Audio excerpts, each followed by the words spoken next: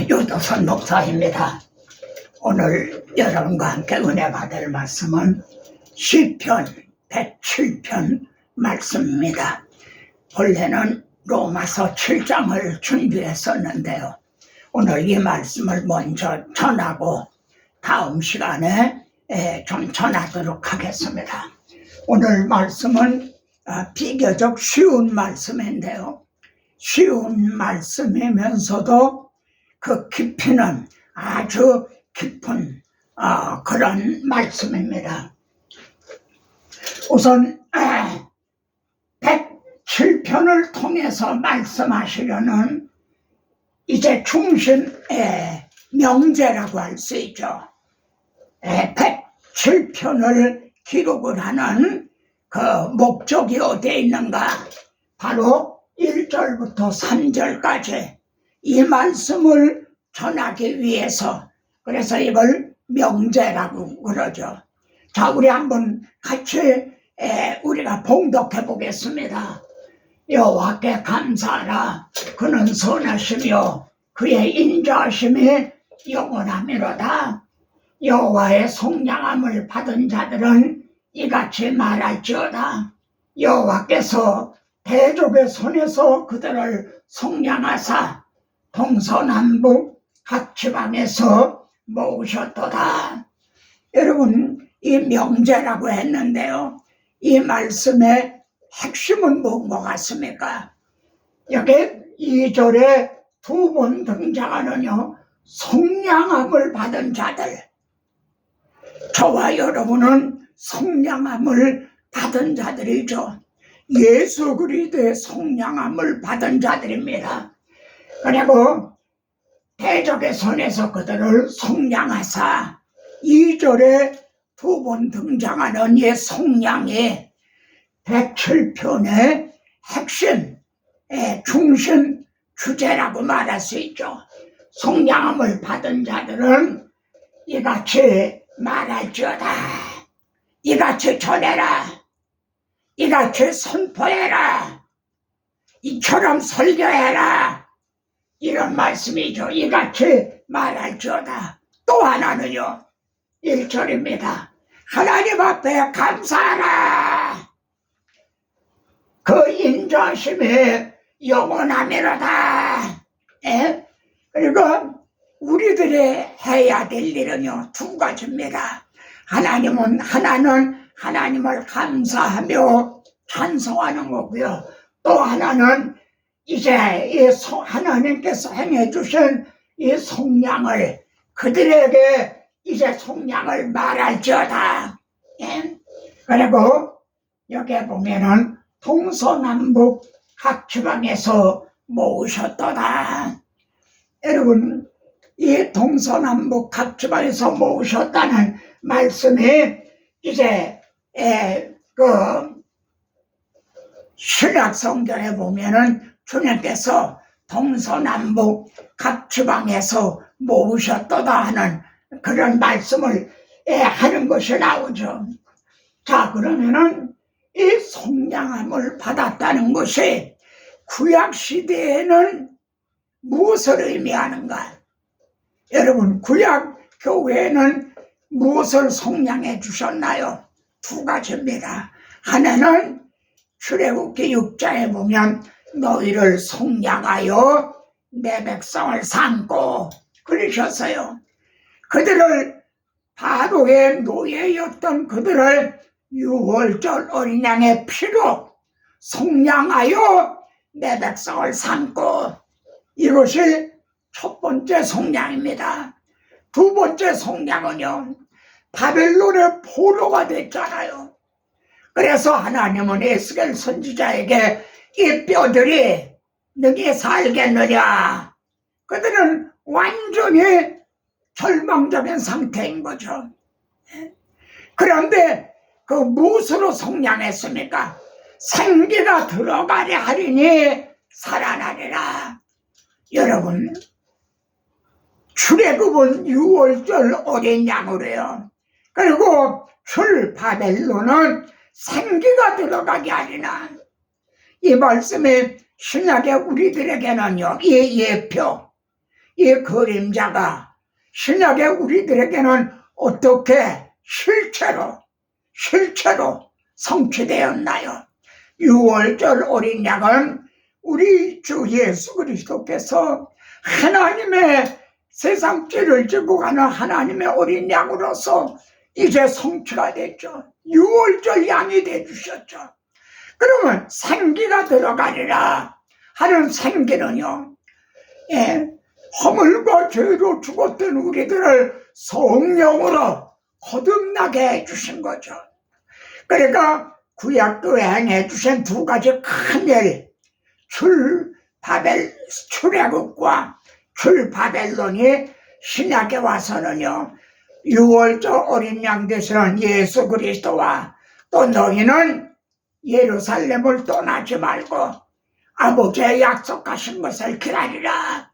지금 바벨론도요, 70년이 차면은 너희를 돌아오게 하리라 하나님의 약속을 하셨죠. 그 약속하신 것이 성령으로 우리에겐 임한 것입니다. 여러분, 그러면은 두 번째로 생각할 것은요, 왜 이 대적의 손에서 속량하사, 여호와께서 대적의 손에서 속량하사 왜 이 속량이 필요하게 되었나요? 그것이 11절에 가보겠습니다. 같이 보죠. 하나님의 말씀을 거역하며 주존자의 뜻을 멸시하느라, 그래서 속량이 필요하게 된 거죠. 그래서 이제 사탄의 대적의 노예가 바벨론의 포로도 되고, 그래서 하나님의 말씀을 거역하며 주존자의 뜻을 이제 멸시합니다. 바로 이런 일이 에덴에서 아담 하와가 하나님의 약속을 거역을 하고요. 근데 구약 교회도요, 하나님의 언약에 버리고 말이죠, 우상을 숭배하고 하는, 그래서 속량함을 받게 되었다는 거죠. 지금 시편 기자는요, 이 속량을 알아듣기 쉽게 네 가지 상황을 들어서 메타포죠. 그러니까 비유를 들어서 듣는 것이 둔한 우리들에게 알아듣기 쉽게 설명을 합니다. 그러니까 107편에는요 문제가 있어요. 그리고 그에 대한 해답이 있는 거예요. 여러분, 우리에게 주어진 성경은요, 문제에 대한 해답입니다. 그리고 해답은 내가 문이다, 내가 길이다 하신 오직 예수 그리스도이신 거죠. 자, 그러면 첫 번째 문제가 뭔가?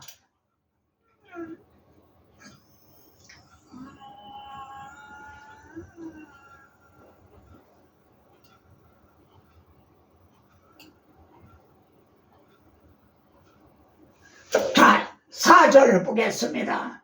그들이 광야 사막길에서 방황하며 거주할 성읍을 찾지 못하고, 이게 문제입니다. 그들의 광야 사막길에서 방황하며 거주한 성읍을 찾지 못하며, 그리고 주리고 목이 말라 그들의 영혼이 그들 안에서 피곤하였도다. 여러분, 이것이 첫 번 문제입니다. 광야에서 큰 사막에서 말이죠, 길을 잃고 헤매는 이것이 구약시대였어요. 여러분, 히브리서 9장에 보면요, 첫 언약 때 구약시대에는 아직 길이 나타나지 아니한 때라 이렇게 말씀을 합니다. 히브리서 9장 8절에 나오는 말씀이에요. 그것이 성막 계시를 통해서 보여주셨죠. 지성소에 이르는 길은 휘장으로 굳게 막혀 있었죠.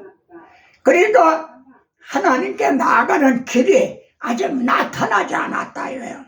길이 없었어요. 그러니까 찾지 못하고 방황하는, 목이 말라 그들의 영혼이 그들 안에서 피곤하였도다. 그런데 하나님께서 이에 대한 해답을요, 6, 7절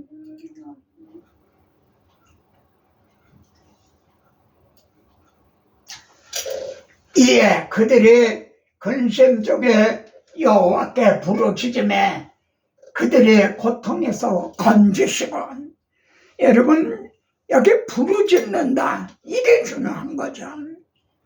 하나님 앞에 살려달라, 오라 나는 괴로운 사람이로다, 부르짖어야 되는 거죠. 잘못했다고 회개를 해야죠. 하나님이시라도요, 잘못했다고 회개하지 않으면 용서해 주실 길이 없어요. 여호와께 부르짖지 않으면 하나님이시라도 성량해 주실 수가 없어요. 자, 바른 길로 인도하사, 바른 길로 인도하사. 여러분, 이 바른 길이 우리는 히브리서 10장 20절인가요? 거기에서 그 길은 우리를 위하여 휘장 가운데로 열어놓으신 새롭고 산 길이요. 휘장이 쫙 열려졌잖아요. 문이 열려진 거죠. 그리고 그 안에 새로운 길이, 구약시대에는 없던 새로운 길이 개통이 되게 된 거죠. 거주할 성읍에 이르게 하셨도다 그럽니다. 여러분, 히브리서 11장 16절에서도요 한번 찾아보세요. 그들에게 거주한 성을 주셨다. 거기에 해답이 나오고 있는 거죠.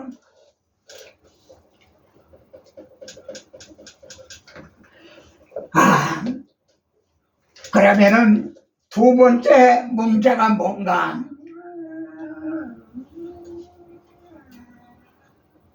이게 두 번째 제시한 문제입니다. 사람의 흑암과 사망의 그늘에 앉으며 공고와 쇠사슬에 매임은, 그러니까 쇠사슬에 매여서 감옥에 갇힌 거예요. 이걸 알아듣는 게 둔한 우리들에게요, 이런 비유를 들어서 지금 시편 기자는 설명을 하는 겁니다. 그러면서 이런 가운데서 속량함을 받은 너희는 이와 같이 말할지어다. 네? 사람이 흑암과 사망의 그늘에 앉으며 공고와 쇠사슬에 매임은, 왜 이렇게 됐죠? 하나님의 말씀을 거역하며 주전자의 뜻을 멸시함이라. 그래서 이런 문제가 발생하게 된 거죠. 그럼 이에 대한 해답이,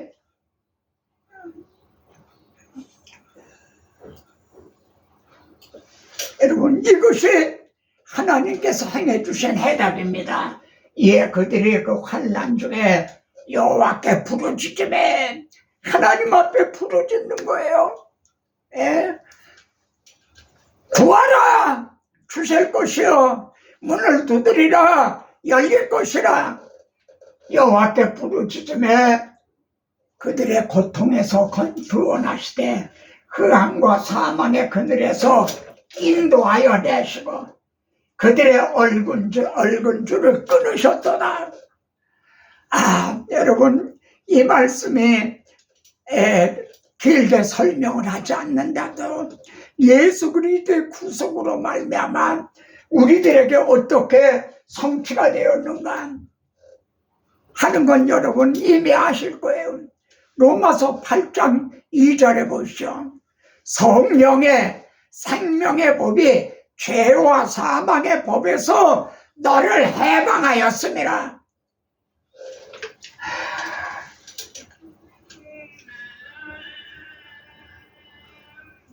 세 번째 문제와 해답은요,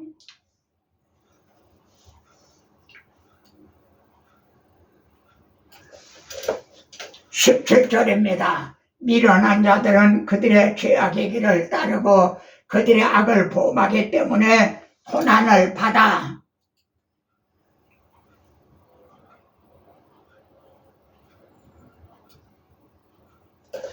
그들은 그들의 모든 음식물을 싫어하게 되어 사망의 문에 이르렀도다. 이게 어떤 상황인 것 같습니다. 엄마, 이거 한 숟갈만 더 드세요. 중병에 걸린 거예요.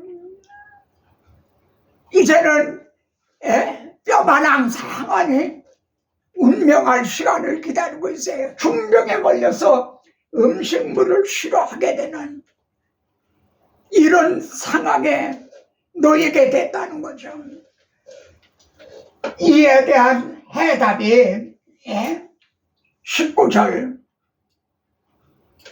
이에 그들의 고통 때문에 여호와께 부르짖으매, 하나님 앞에 부르짖으매 그들의 고통에서 그들을 구원하시되,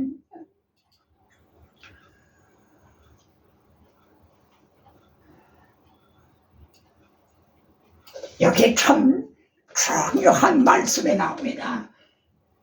그들을 어떻게 건져주셨는가? 그가 그의 말씀을 보내요. 말씀을 보내요. 그들을 고치셨다는 거예요. 여러분, 말씀을 보내요.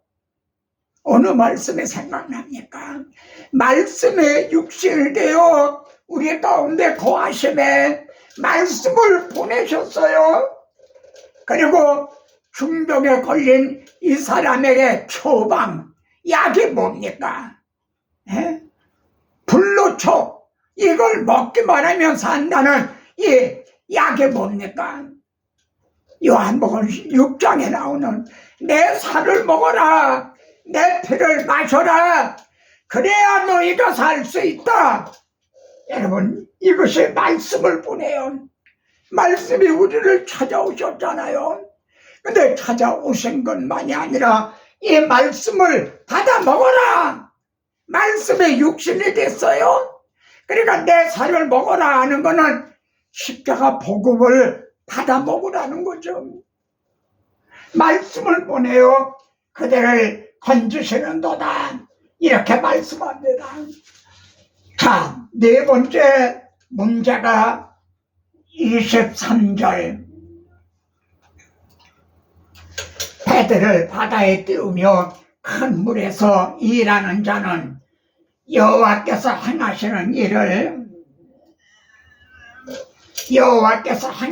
일들과 그의 기이한 일들을 깊은 바다에서 보나니.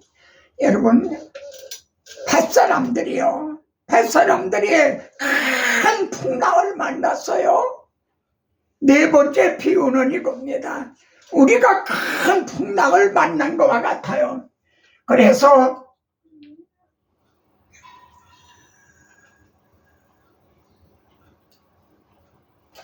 여호와께서 명령하신 저 광풍이 일어나 바다 물결을 일으키시는도다. 그들의 하늘로 솟구쳤다가 깊은 곳으로 내려가나니 그 위험 때문에 그들의 영혼이 녹는도다. 그들의 이리저리 구르며 취한 자같이 비틀거리니 그들의 모든 지각이 혼돈 속에 빠졌도다. 여러분, 바람이 앞에서 불면요, 배가 이렇게 돼요. 앞에서 불면. 근데 옆에서 불면 배가 이렇게 돼요. 막 굴러요. 이리저리 굴러요. 힘들도 이리로 갔다, 또 사람도 이리로 왔다. 지금 우리들은 그런 상황이라는 거죠. 그런데 이에 대한 해답이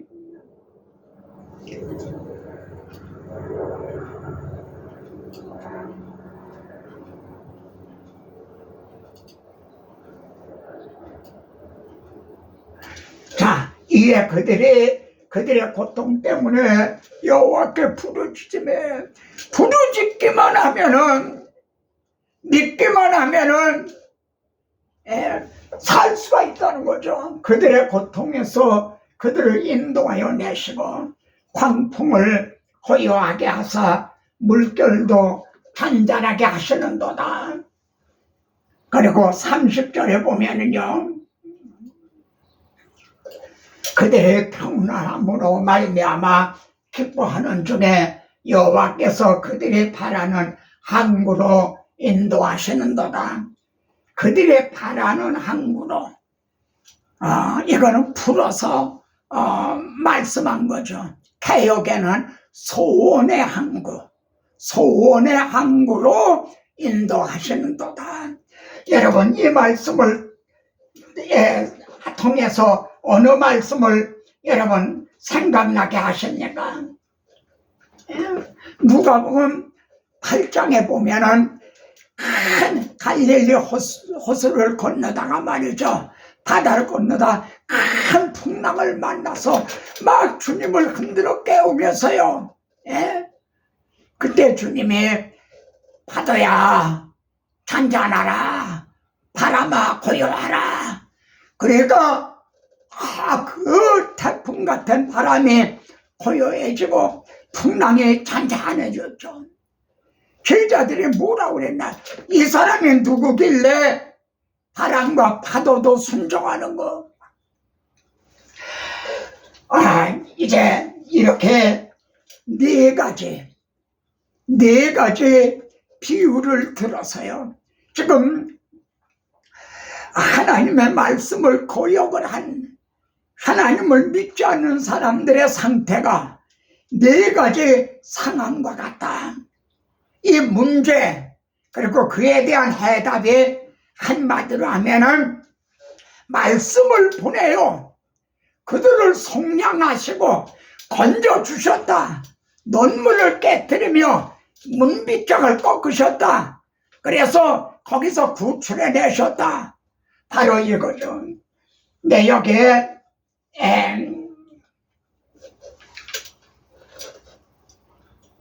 후렴과 같은 말씀이 등장합니다.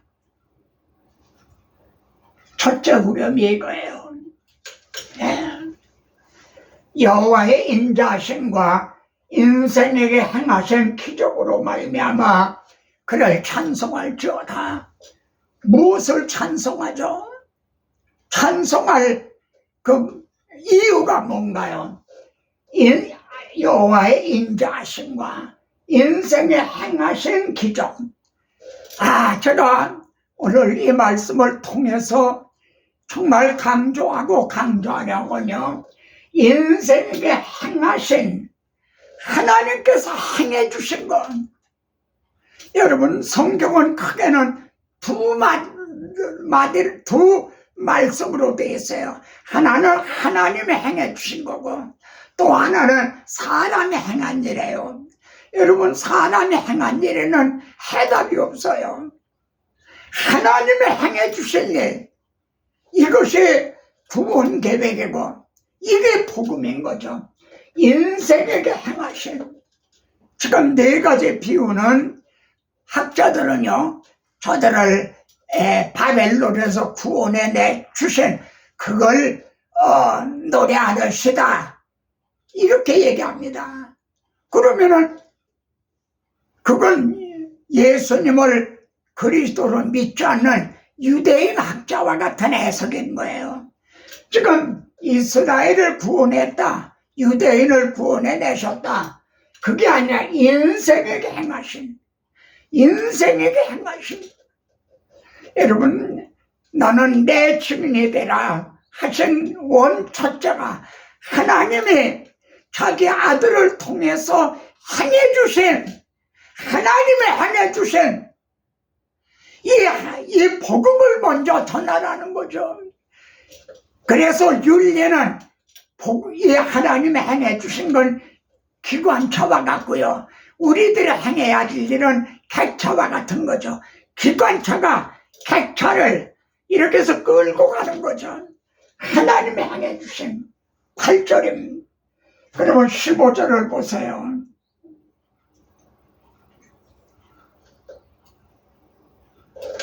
여호와의 인자하심과 인생에게 행하신 기적으로 말미암아 그걸 찬송하려라. 여러분, 설교를 들으실 때요, 지금 목사님이 하나님의 행해 주신 거, 자기 아들을 우리 주님이 행해 주신 거, 그걸 증언하시는가? 우리들이 행해야 될 일을 증언하고 있는가? 그걸 한번 분별해 보세요. 하나님의 행해 주신 걸 증언하는, 이게 하나님 중심이에요. 우리들이 행해야 될 것을 쫙 하는 거는 물론 그 윤리는 중요하지만 그건 인문학과 같은 거예요. 거기에는 해답이 없다는 겁니다. 근데 오늘날의 설교가 하나님의 인자하시가 왜 인생에게 이렇게 행해 주셨나요? 왜 자기 아들을 아끼지 않냐고 내어 주셨나요? 하나님의 인자하심, 이게 헤세드라는 말인데요, 사랑이라는 말. 예, 하나님의 우리를 사랑하시기 때문에 하나님의 사랑이 우리에게 이렇게 나타났다. 아, 우리에게 행해 주신 걸 찬송할지어다 그럽니다. 21절도 보세요. 여호와의 인자하심과 인생에 행하신 기적으로 말미암아 그를 찬송할지어다. 여러분, 이 말씀을 4번이나 말해요. 인생에게 행하신, 어떻게 행해 주셨어요? 우리가 하나님을 사랑한 것이 아니요, 하나님의 우리를 선서적으로 사랑해 주신 거죠. 31절을 떠보겠습니다.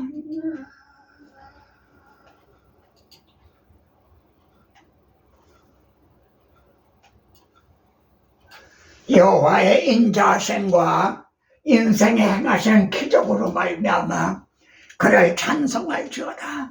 4번의 상황, 비유를 들어서 우리들을 어떤 상황, 어떤 처지, 어떤 형편에서 우리를 구속해내셨는가, 그거를 설명을 했죠.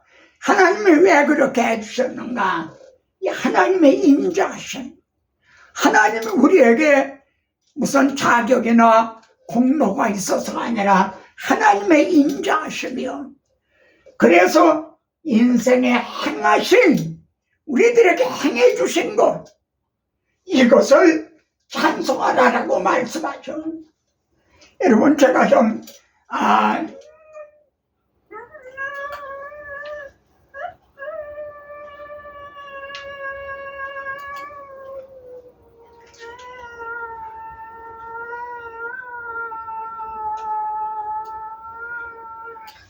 (77편입니다) 이 말씀을 꼭 좀 첨부해야 되겠어요.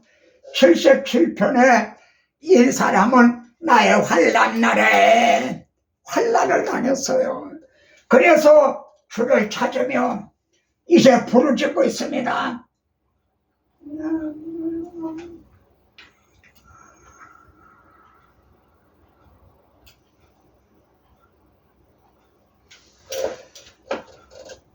지금 하나님 앞에 이제 이 환난을 당해서요, 주께서 영원히 버리실까? 다시는 은혜를 베풀지 아니하실까?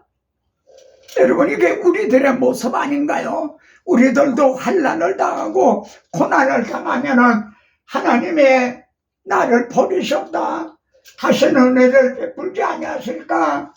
그리고 8절에서는요, 그의 인자하심은 영원히 끝났는가? 그의 약속하심도 영구히 패하셨는가? 하나님의 그 베푸실 은혜를 잊으셨는가? 노하심으로 그가 베푸실 긍휼을 그치셨는가? 이 생각 저 생각, 환난을 당해서 이제 궁리를 하는 거죠. 밤에 잠도 잠질 못하고 있어요. 우리들의 이런 모습이 아닌가요? 그러면 여기에 해답이 있나요? 이 말씀 속에 이렇게 해답이 있느냐는 겁니다. 그런데 시편 기자는요, 10절에 보세요.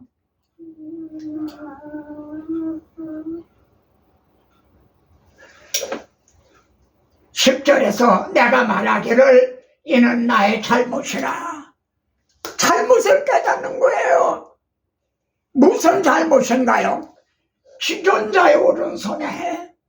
오른손, 이건 지존자는 하나님을 가리키고 오른손은 하나님 행해 주신 것 중에 최대로 큰 일, 이게 지존자의 오른손에 한 거죠. 그거를 생각을 안 하고 하나님이 행해 주신 거 그건 생각은 안 하고 자기 환난만 생각했다는 거예요. 이게 잘못이라는 거죠. 여러분, 오늘의 설교가 바로 여기에 있는 건 아닌가요? 하나님의 행해 주신 지존자의 오른손에 해, 이거는 옆으로 밀어놓고 우리들이 이렇게 해서 복 받으시기 바랍니다. 그래서 인문학적인 설교, 심리학적으로, 자기개발적으로 뭐 이렇게 하고 있는 건 아닌가요? 그래서 시편 기자는요, 여호와의 기이한 일들을 기억하며 하나님이 행해 주신 기이한 일, 이게 기이은된 기이한 은혜인 거죠. 기이한 일들을 기억하며 주께서 옛적에 행하신, 하나님이 행해 주신, 옛적에 행해 주신 게 뭐예요? 바로의 노예였던 자들을 유월절 양의 피로 구원해 주신 일, 옛적에 행해 주신 일이 뭐예요?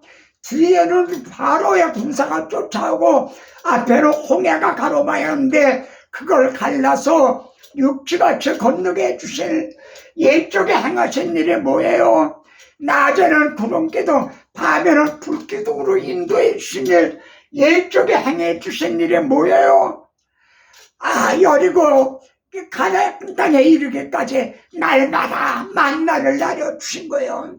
반석을 쳐서 생수를 먹여주신 거예요. 우리들에게 행해 주신 하나님의 기이한 일이 뭔가요? 우리가 아주 연약할 때, 우리가 죄인 되었을 때, 우리가 원수 되었을 때 그 아들의 죽으심으로 말미암아 자기 아들을 아끼지 않고 내어주신 거죠. 이거는 생각을 안 하고 자기의 환난만 생각했다는 거예요. 베드로가 주님을 바라볼 새는 물 위로 걸을 수가 있었어요. 근데 자기를 바라보고 파도를 바라볼 때는 빠져간 거죠. 이게 잘못이라는 거죠. 네? 그러자 어떤 결론이 일어나요? 하나님이여, 주의 도는 극히 거룩하시오니 하나님같이 위대하신 신이 또 어디 있느냐? 여러분, 세상에 많은 종교가 있어요. 근데 우리들에게 이제 성경을 주시고 또 성경 말씀에 믿을 만한 성경을 주시고 성경에 근거해서 하나님을 알게 하시고 복음을 알게 해주신, 이게 얼마나 참으로 믿을 만한, 얼마나 지혜로운 어떤 우상을 만들어 놓고 거기 가서 절하고 그런 게 아니잖아요. 이게 얼마나 자랑스러운 일입니까?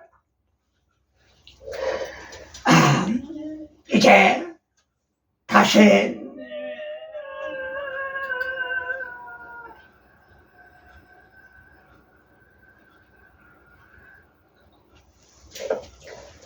오늘 시편 107편의 결론입니다. 정직한 자는 보고 기뻐하며 모든 사악한 자는 자기 입을 봉하리로다. 지금 네 가지 비유를 들어서 구속함을 얻은 자는 이같이 말할지어다. 그리고 여호와의 인자하심을 인하여 찬양 감사할지어다.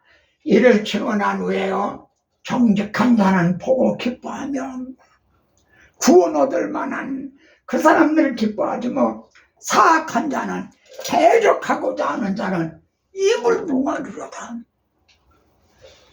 지혜 있는 자들은 이러한 일들을 지켜보고 여호와의 인자심을 깨달으리로다.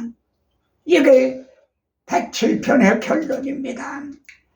여러분, 호세아서 14장 마지막의 결론이 뭡니까? 누가 지혜 있는 자들이 되어서 이런 일을 깨닫겠느냐?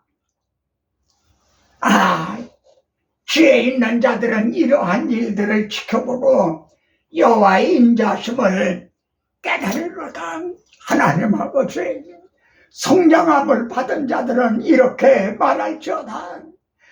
이를 증언하는 일과 또 여호와의 인자심을 인하여 하나님 앞에 감사하리로다 찬양하는 일, 우리들이 행해야 될 이 두 가지 일, 우리들이 이렇게 성령에 주신 하나님의 그 인자심을 찬양합니다. 무엇보다도 먼저 강단에서 하나님의 행해 주신 일을, 이제 그리스도의 비밀을, 복음의 비밀을 입을 벌려 담대히 증언하게 하옵소서. 주 예수 그리스도 이름으로 기도드리옵나이다. 아멘. 다음 시간엔 로마서 7장을 함께 나누도록 하겠습니다.